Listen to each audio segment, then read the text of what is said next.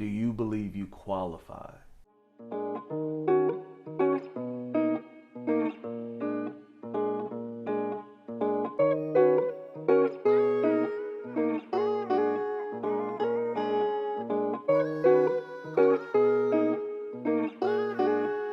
Jimmy on the beat, boy.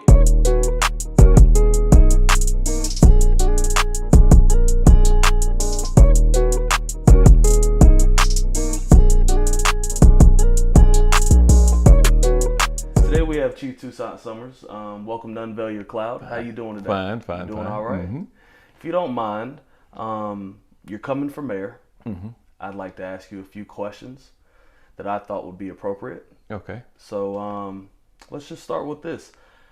What motivated you to run for mayor in the first place? Well, as you mentioned, I was the chief of police here in the city of New Bern. I was here for almost 10 years.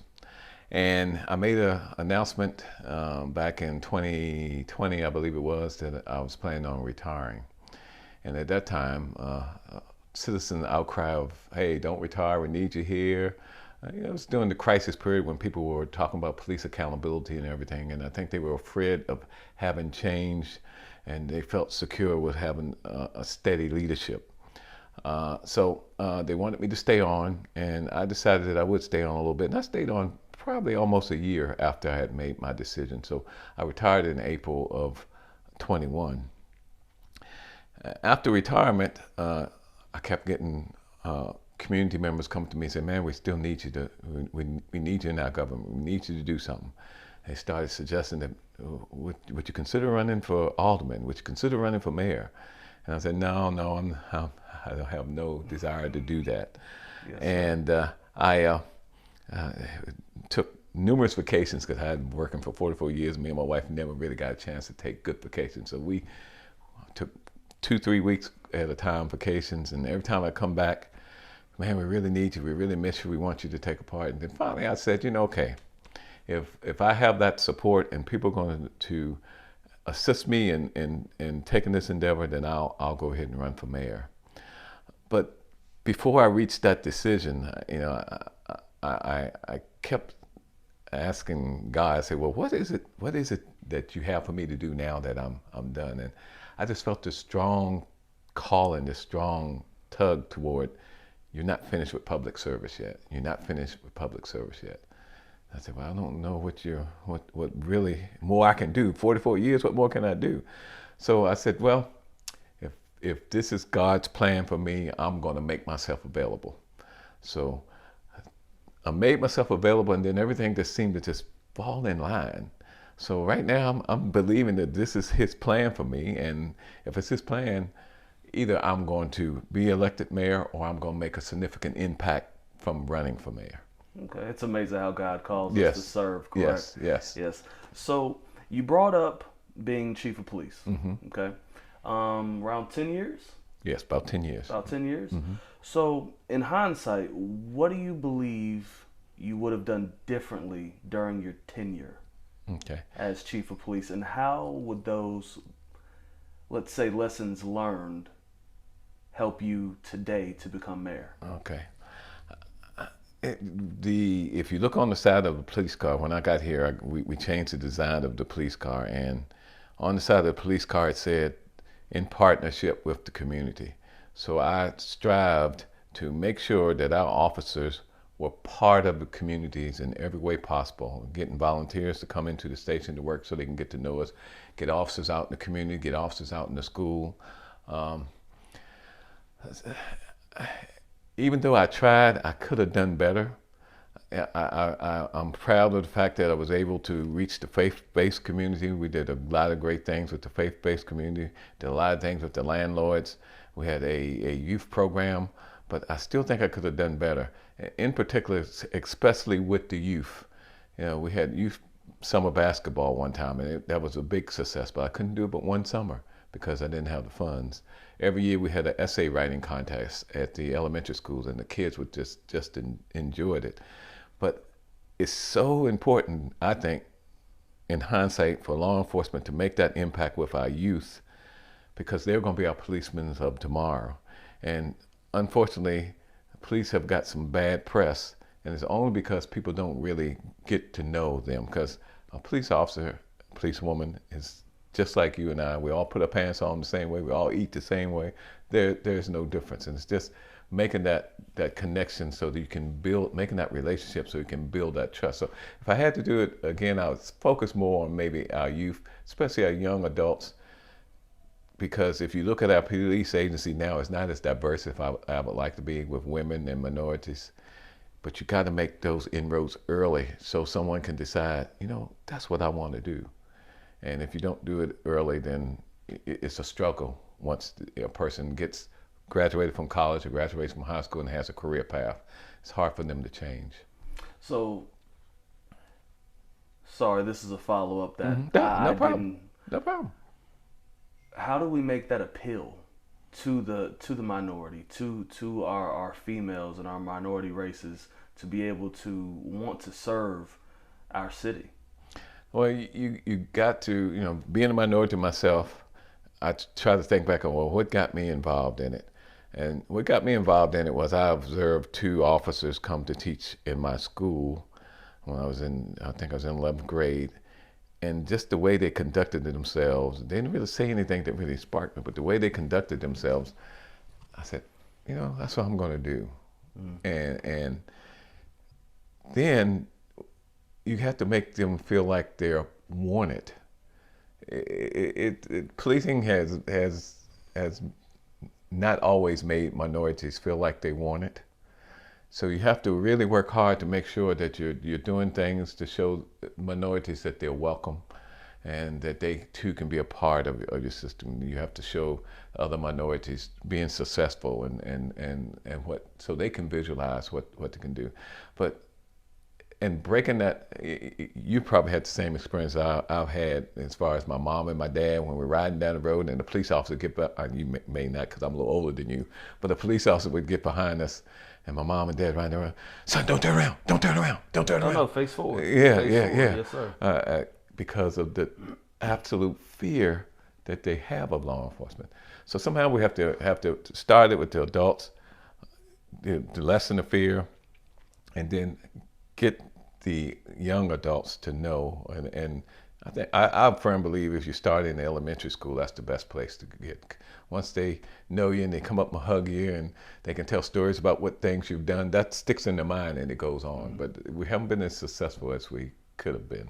So I used to work for Coca-Cola, and my boss used to always tell me, I was a delivery driver there. He used to always say, Mr. Chadwick, every time you go in there, you got to understand that these people probably had one bad visit from a vendor.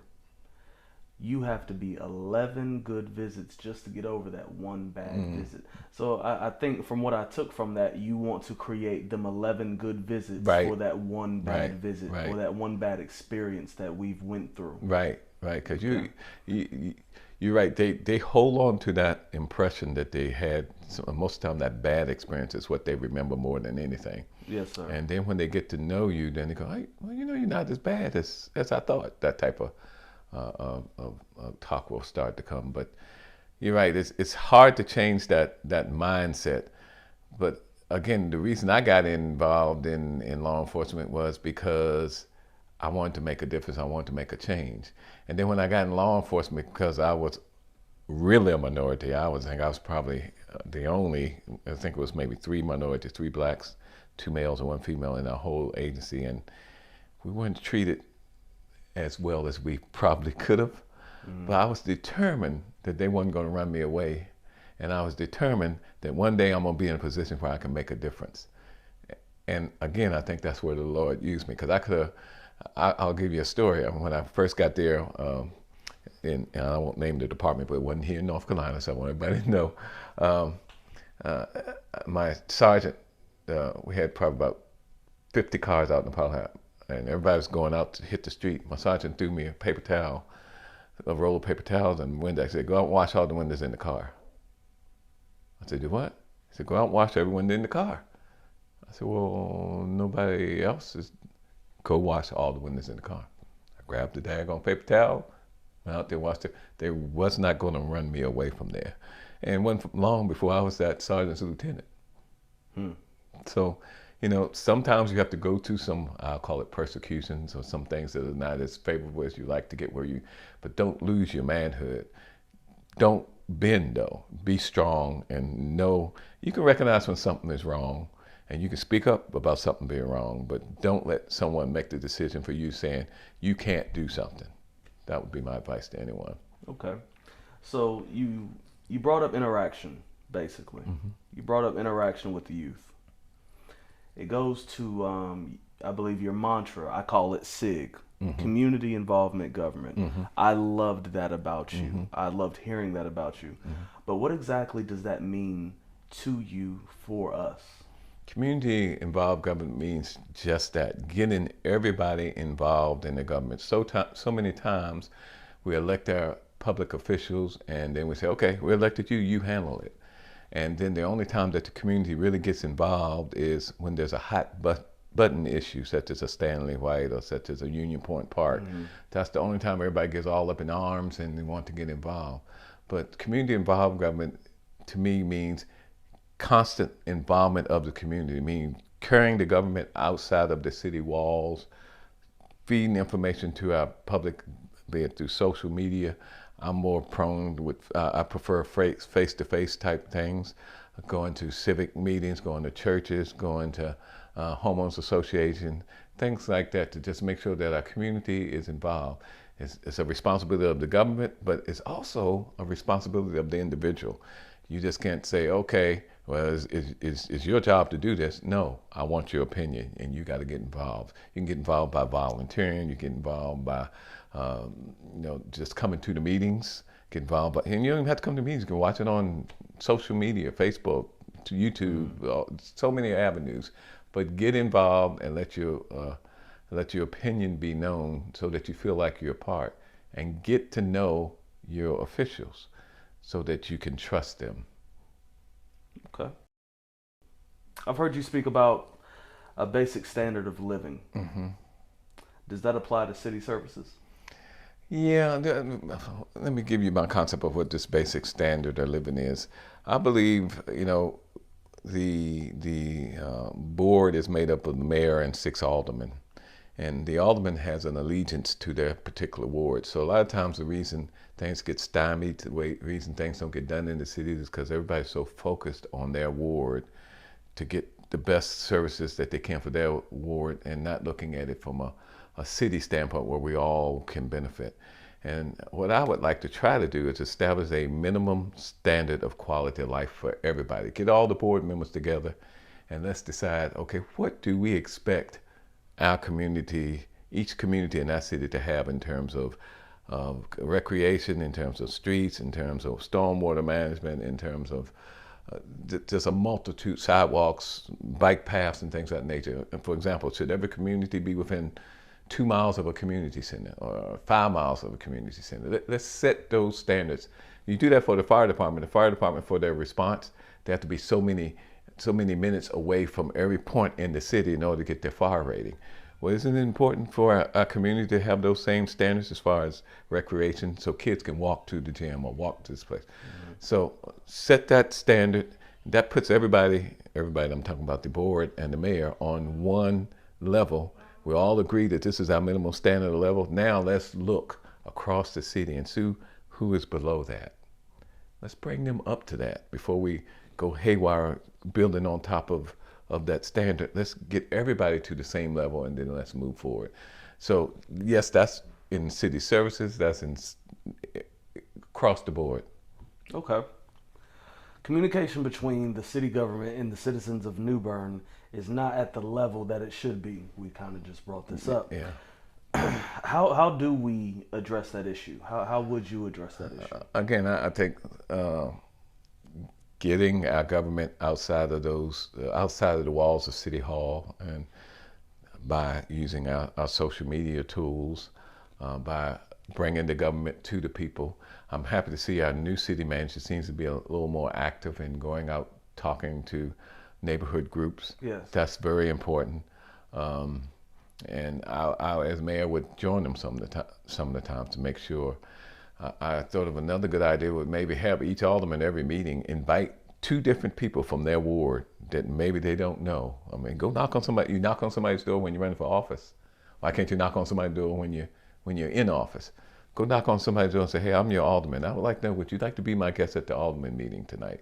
Wouldn't that make an impact on you? Wow. Make a very big difference to me. Yeah, wow. It lets you know you care. Yeah, yeah. So do that, bring them to the alderman meeting, and who knows, they might want to continue to come, or at least follow it on the internet, or they may decide this is too boring.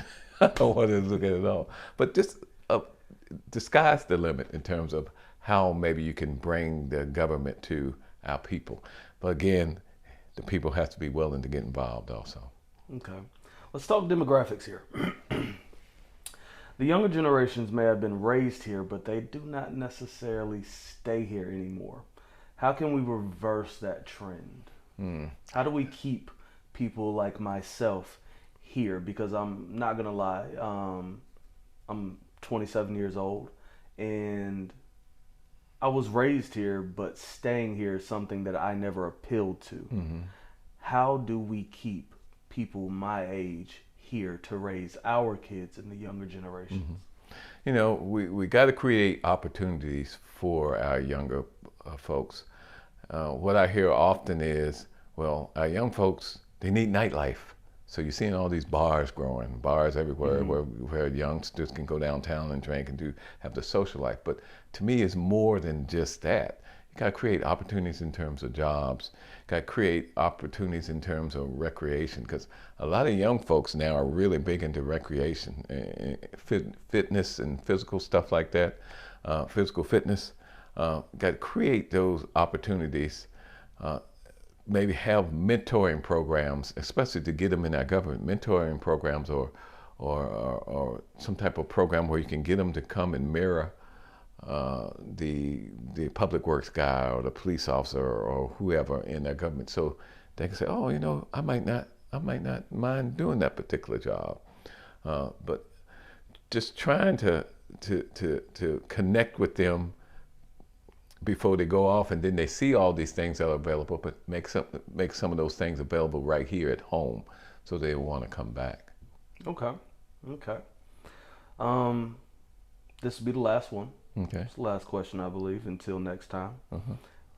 Day one on the job, what's the first thing you're going to do? First, I want to thank God.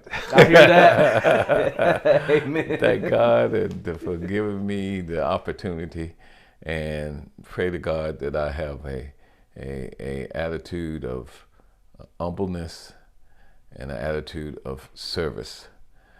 Once I get that out the way, obviously meet with the other board of aldermen and kind of say, hey, I was elected, and here were some of my ideas of why I think people thought that I would be a good mayor. And hopefully I have enough votes that they'll go, oh, wow, he got a lot of these votes, there are a lot of people behind him. Maybe we ought to kind of listen to what he has to say.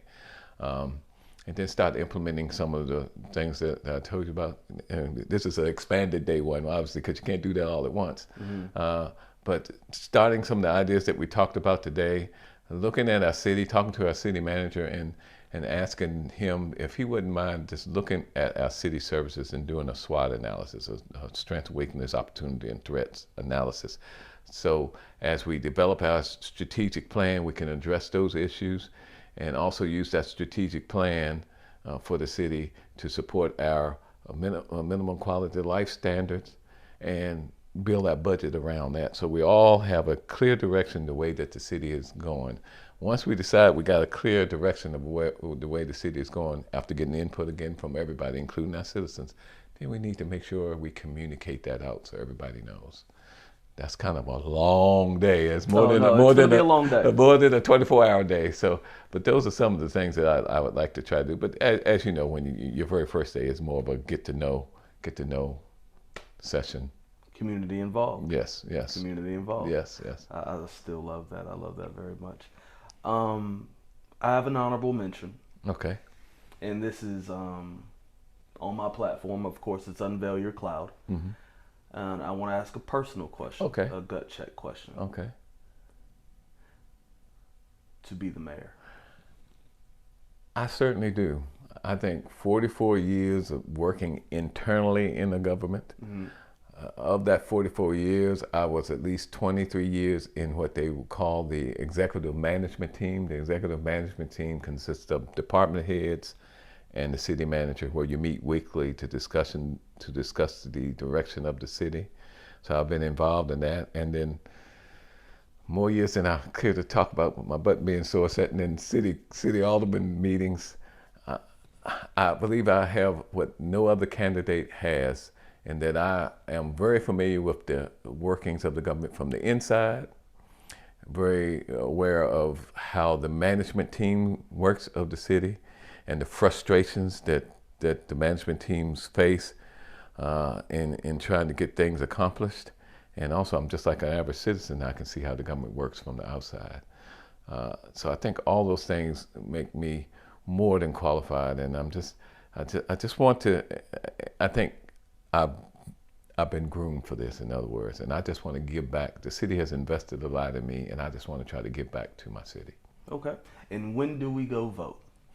We vote. The early voting starts April the 28th, and there's 10 days of early voting, and I encourage everyone to get out and vote early. Yes. The actual voting day is on May 17th. Now, during the early voting period is Monday through Saturday. They don't have Sundays this time. They usually have Sundays. They didn't include Sundays this time, and Saturdays I think is only a half a day. So it's important, again, to get out and vote early. I was going to say early and often, but not, certainly can't do that, but go out and make your voice known. Okay. Mm-hmm. All right. Respect. Thank you so much Thank for you your so time. much. I Make sure appreciate y'all it. go out and vote. Yes. Chief Toussaint Summers, Mayor of 2022. Y'all have a blessed one. Thank you. I Thank really you so appreciate much. that. You did an excellent job, man. Thank you so much. I wouldn't be able to do what I love if it wasn't for you listening or watching. So if you like what I'm doing here, there's more right here. And if you love what I'm doing, you can subscribe right here and never miss a cloud. Don't forget, you can't heal what you don't unveil. Thank you.